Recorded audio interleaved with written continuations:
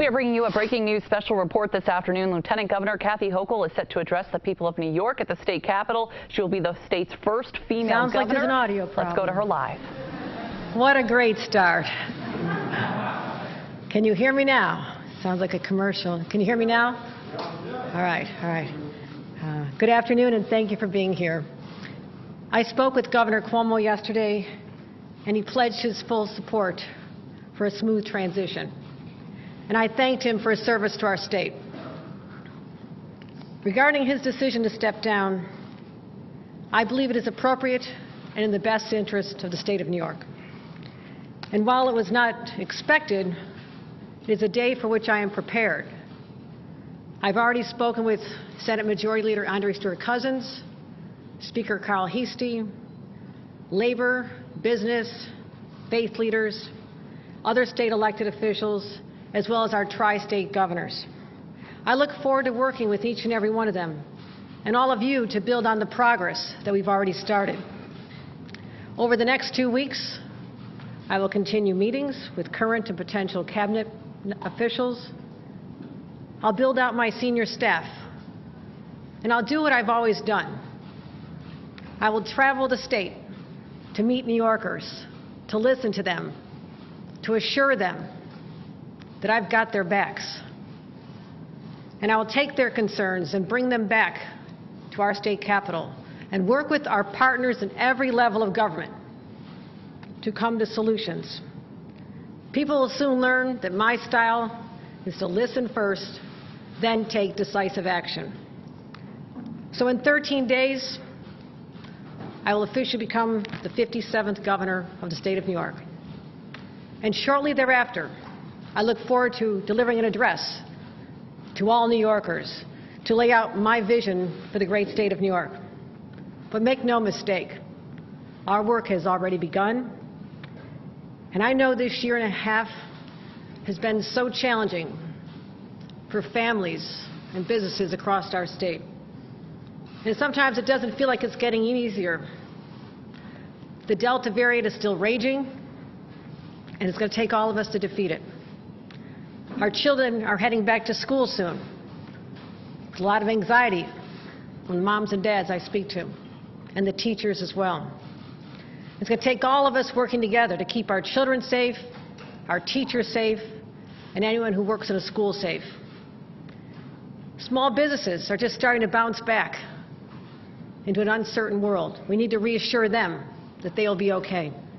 And our workers are once again debating whether they should even go back to their jobs, or go back to their offices, go back to their factories. Is it safe enough? But I know New Yorkers. They are hardwired to persevere and to prevail.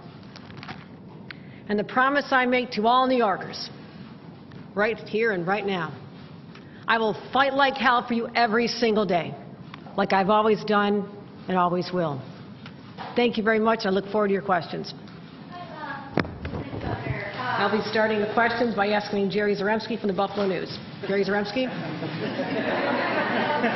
Hometown favorite, sorry. Lieutenant Governor, I want to ask you about this 14-day transition period.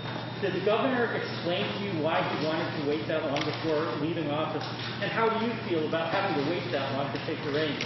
It's not what I asked for. However, I'm looking forward to a smooth transition, which he promised. He spoke to me about wanting to make sure that the transition to continuity is important, that I have an opportunity to meet the cabinet officials, other people as well. So they viewed it as necessary. I'm prepared to take office, as any lieutenant governor is, from the very first hour you're sworn in as lieutenant governor. However, I will take advantage of that time and to continue to engage with the people of the state of New York. I have a vision, but I'm going to continue to develop that. And at the end of the 14 days, I look forward to coming back to a venue like this and to make sure that we are ready to deal with all the challenges that we face. Morgan McKay from Spectrum. If Cuomo is convicted of any criminal charges, would you consider pardoning him? I'm going to tell you right now, I'm talking about my vision for the state of New York. It is far too premature to even have those conversations. Governor? I'm going to ask Josefa Velasquez from the city. Well, my mom will be probably pronounced correctly. Gracias. A couple of years ago, while you were serving in office, you had come out against driver's licenses for undocumented immigrants. In the last couple of years, you have changed your mind. Can you explain to me what the transition has been, and also what the last few months have been for you as you've been preparing for this role? With respect to the green light law, which is now the law of the state of the land, something that early on in my career as a county clerk, I had taken a position that has now evolved, and that evolution coincides with the evolution of many people in the state of New York. I'm proud of that law, and if you want to read an op-ed that I wrote on it, many people in our state Senate would argue that that was a turning point when they read that and saw the position I had taken in support of that law, that our immigrants need that. They need to be able to get to their jobs, and parents need to take their kids to doctor's appointments. And I'm proud of supporting that law, and you can ask anyone my position on that at this time. I think it's clearly understood. The last few months, lieutenant governors continued the work regardless of what's going on around them. And I'm proud that I've been able to maintain the same schedule, to meet with elected leaders. My schedule has been robust, and I'm ready. I want people to know that I'm ready for this. And it's not something we expected or asked for, but I am fully prepared to assume the responsibilities as the 57th governor of the state of New York. Michael Gormley from Newsday. Hello, Lieutenant Governor. Have you spoken with President Biden at this point, and also do you have any different view of how to handle COVID in New York State? I understand the president was looking to reach me, but I was on a plane early this morning, so I cannot confirm that. I confirm I have not spoken, but I know he expressed an interest. I did have a chance to speak to Senator Schumer yesterday, Senator Gillibrand, Hillary Clinton, and countless others. My position will be to, at this point, recognize that there is one governor for the state of New York at one time, and Governor Cuomo will continue to be the governor for the next 13 days. That does not mean that I'm not fully engaged with the healthcare partners, the current commissioner, and we've been getting regular briefings up to the minute, and I'm well aware of the circumstances in our state are frightening for people. And we will continue at this time to review closely what the CDC puts forth, but I'll be proud to and looking forward to sharing my vision on how we address this in a matter of a couple weeks. Lieutenant Governor. Dennis Slattery from Newsday. Or, no, I'm sorry, Daily News, I'm sorry. That's a big mistake to make. Sorry there. Dennis in the room? Okay. Hearing none? Can't hear you. Okay. Dennis Slattery, is he in the room? I can't see that. Dennis.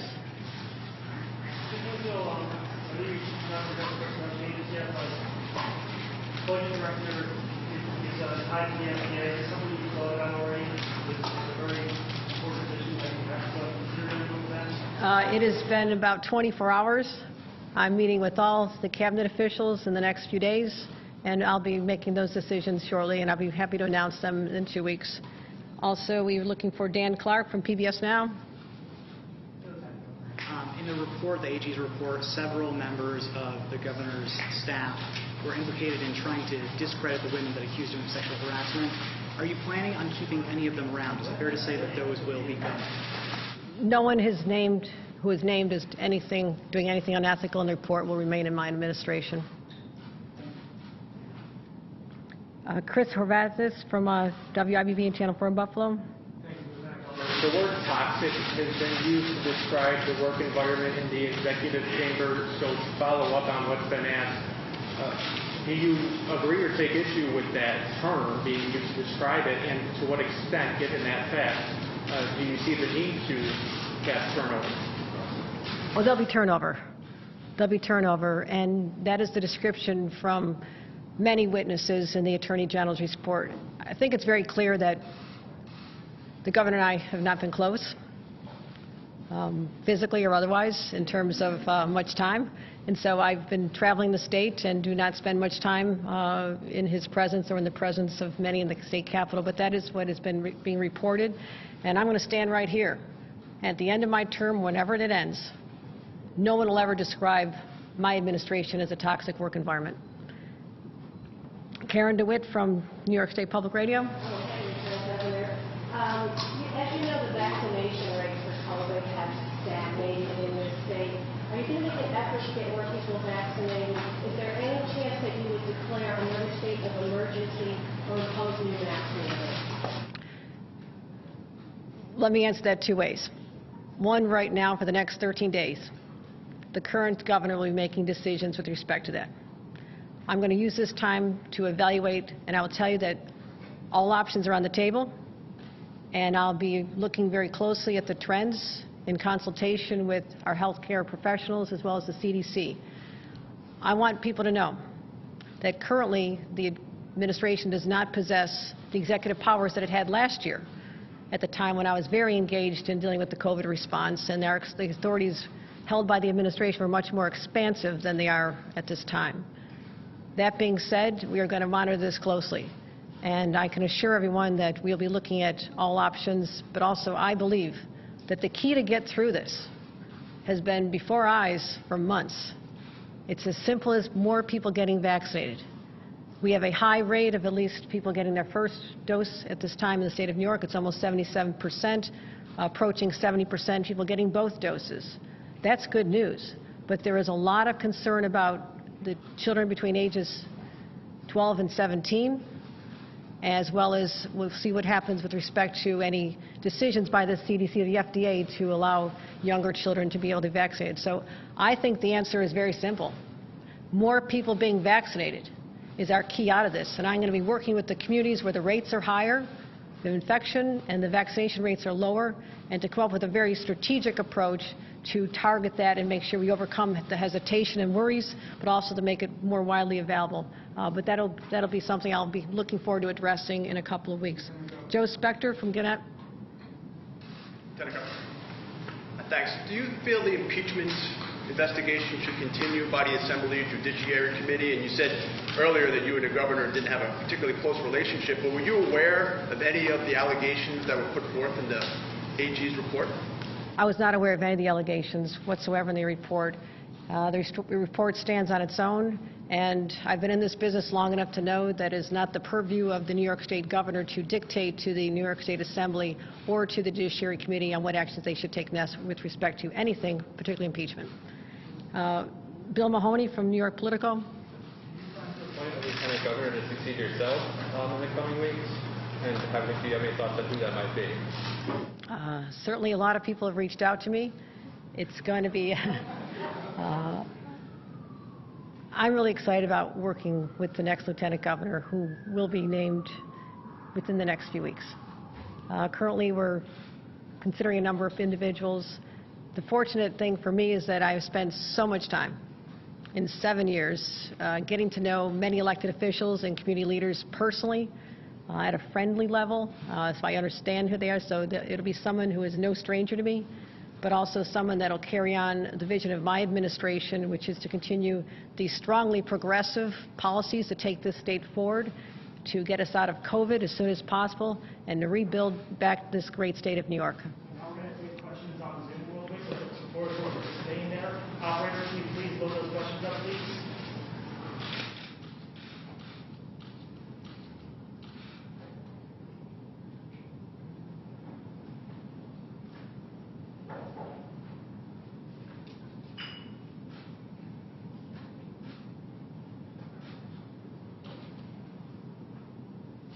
Operator, can you please load up those questions, please, for us?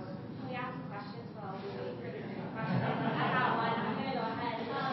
Lieutenant Governor, a lot of people look at you as a part of the Cuomo administration because you are a part of the Cuomo administration. How will you restore the trust in the executive office, being that you are a part of the Cuomo administration? First of all, many people have supported the policies of the Cuomo administration. There is a strong legacy of accomplishment. I was out there fighting in the streets to raise the minimum wage. I was out there fighting for paid family leave. I've been the champion of policies to eradicate the specter of heroin and opioid abuse, something that has touched my family personally. Child care issues. I've been out there making the announcements on affordable housing, clean energy, economic development. So that will continue. Those policies will continue and even be more enhanced. But with respect to the particular environment and the reputation of the current administration, I think it's pretty clear that, and it's no secret, that we have not been close and I've not been associated with that. So I know the job. I fought for the same policies. That's why I'm more prepared than anyone could possibly be for this position. And will you release the nursing home data? Will you release in the alleged cover-up? Will you release it? My administration will be fully transparent when I'm governor. I'm not governor yet. All right. This is going to work, team. Okay. I want to, first of all, please wait. If there's not any virtuals, I'm sorry to the virtual world out there. Next time, Yes, we'll look forward to seeing you in person. We do have a question for you, Governor. Your next question does come from Andrew Donovan of WSYR in Syracuse.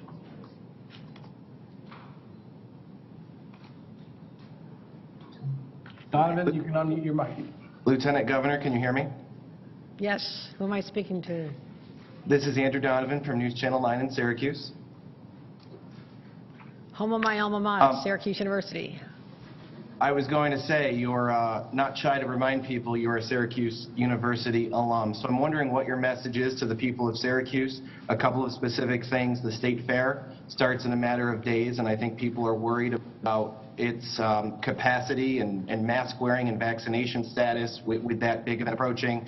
And also, the outgoing administration had said its health department would not be giving guidance to school districts about mask wearing when school starts in a few weeks. So I'm wondering if you can address both of those COVID-related concerns and if you'll see the state fair for yourself as governor. I've never missed the state fair. It is one of the joys of being a New Yorker. Going to the New York State Fair, I'll go either as lieutenant governor, which is what I'll be while the state fair starts, or as governor.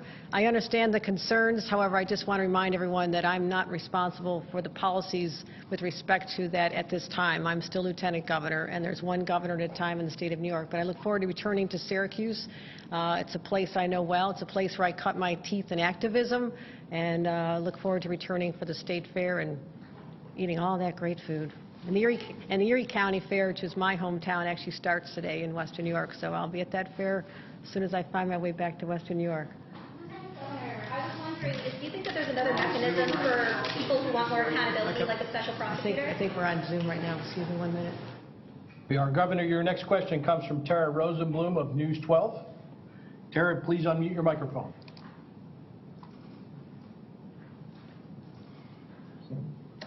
Go ahead and unmute your microphone, Tara. Am I unmuted now? Yes, you are, Tara. Okay, Lieutenant Governor, thanks for taking the question. This is in regards to who the next Lieutenant Governor will be. Do you plan on announcing your pick within the next 2 weeks? I expect I will. And do you expect that the person you will select will be someone from downstate? We are hearing a few names being tossed around.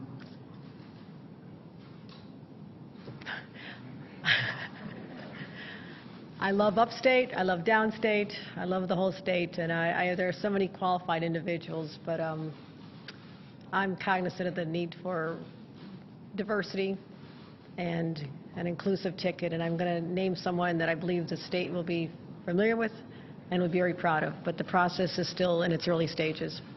That's all we have time for. Folks, I'm sorry. To keep out our health commissioner,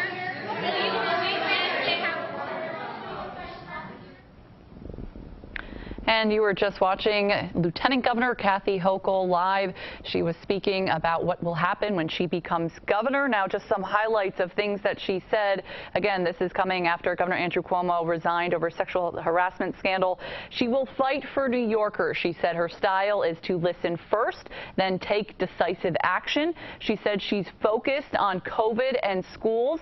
Of course, that's the main focus right now. She said she knows there's a lot of concerns out there from parents as we enter the school year. Now, when it comes to the 14-day transition, something interesting to note, she said she did not ask for that. She said that's something that the governor felt was necessary to get to know cabinet members and speak with lawmakers. But again, she said she would have been ready today to take over as governor if that were the case. And she also said she and the governor have not been close for some time. She said it's no secret. She goes both physically and just with each other. They just have never been close. And she says she also hopes that her administration is never described as toxic. That's something she mentioned. As someone said, that's what Governor Cuomo's administration has been described as in that AG report. And Kathy Hochul said there will be some turnover. And of course, she also will be naming her lieutenant governor, she said, in 14 days. She has some people in mind. She said whether it's upstate, downstate. doesn't matter right now. She said a lot of qualified people. She said she's traveled the state. She's had a lot of time to intimately get to know lawmakers. So she's looking forward, she says, to naming that lieutenant governor. And of course, our coverage of this is going to continue on Live at 4.